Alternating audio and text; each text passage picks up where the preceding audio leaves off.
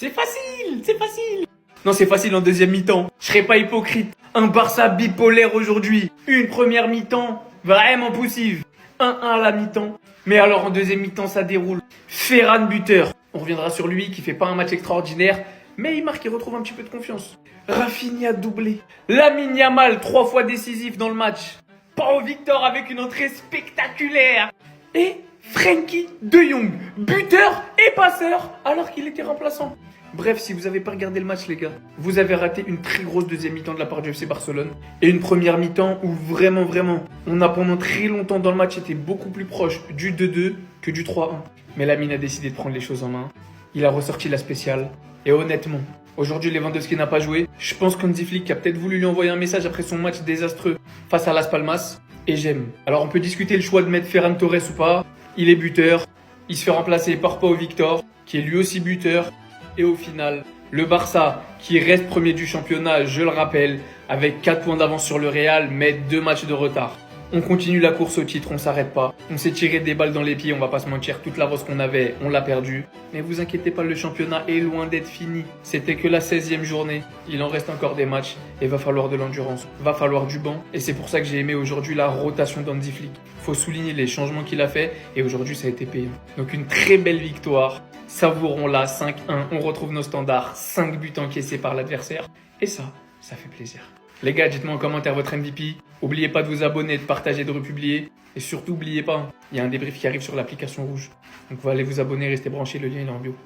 Lamine, donc c'est ça qui manquait au Barça depuis. Le Barça était sur 3 matchs consécutifs en Liga sans victoire. Il a fallu que Lamine Yamal revienne titulaire dans la composition pour qu'il se retrouve. De plus, en retour de blessure, il avait un peu de mal. Sa première mi-temps d'aujourd'hui, par exemple, était compliquée. En deuxième mi-temps, dès la sortie de Ferran Torres, regardez-moi la connexion qu'il a rétablie avec Rafinha. Comme d'habitude, il a reproduit la spéciale. Passe en extérieur, Rafinha, bien évidemment, impossible de la rater. Il se retrouve pile poil devant le gardien. Le pire dans tout ça, c'est qu'il est impliqué sur les 3 buts de la deuxième mi-temps, les amis. Déjà, le penalty marqué par Rafinha, c'est lui qui l'a créé. C'est sur cette action qu'on voit toute l'intelligence qu'il a dans sa petite tête. Parce que là, les amis, sur un magnifique travail de Dani Olmo, le gars, il récupère le ballon au milieu. Bien évidemment, Lamine Yamal avait déjà fait un magnifique appel. Et là, Dani Olmo lui lâche le bijou. Le défenseur a voulu défendre sur lui. Mauvaise idée. Il est passé devant et il y a eu penalty. Quelle intelligence, les gars. Juste sa présence dans la compo de départ, les amis, change tout au FC Barcelone. Et à vrai dire, les gars, ce gamin-là me fascine. Il a gagné tellement en maturité. Regardez la précision des passes. Il passe son temps à lâcher des extérieurs à la Modric comme si rien n'était. Moi, ce qui me plaît dans tout ça, c'est sa connexion avec Rafinha, les amis. Il a fallu seulement que Ferran Torres quitte entre eux. Voilà, Ferran Torres, pendant toute la première mi-temps, vous-même, vous avez vu tout ce qu'il a raté. Et dès sa sortie, la connexion s'est rétablie. C'est comme si quand Ferran Torres est là, il y a un problème de connexion. Voilà, la Wi-Fi n'est pas bonne. Ah, vraiment, Lamine Yamal, chapeau à toi encore une fois. Mais qu'est-ce qu'ils sont nuls. Oh là là, qu'est-ce qu'ils sont nuls. Mais vraiment, ils sont zéro. Le Barça sans Lamine Yamal, c'est l'Espagnol Barcelone. Heureusement pour le FC Barcelone, ce soir, il était bien là. Et ça s'est vu. Déjà sur cette action, la passe décisive de fou.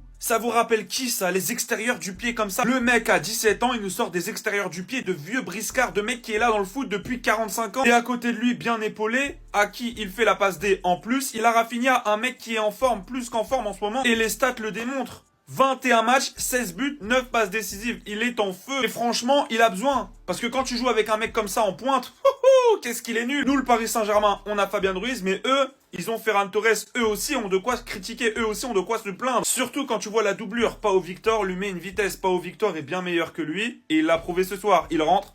But direct. Non, franchement, on voit que le FC Barcelone sans Lamine Yamal, c'est très compliqué. Mais quand il est là, ça peut rouler sur n'importe quelle équipe. Et surtout, ça joue bien. Ça joue plus que bien. Lamine Yamal a 17 ans. Est déjà le joueur le plus important du FC Barcelone. Et ça, c'est fort. Dites-moi vous ce que vous avez pensé du match. Mais en attendant, allez Paris.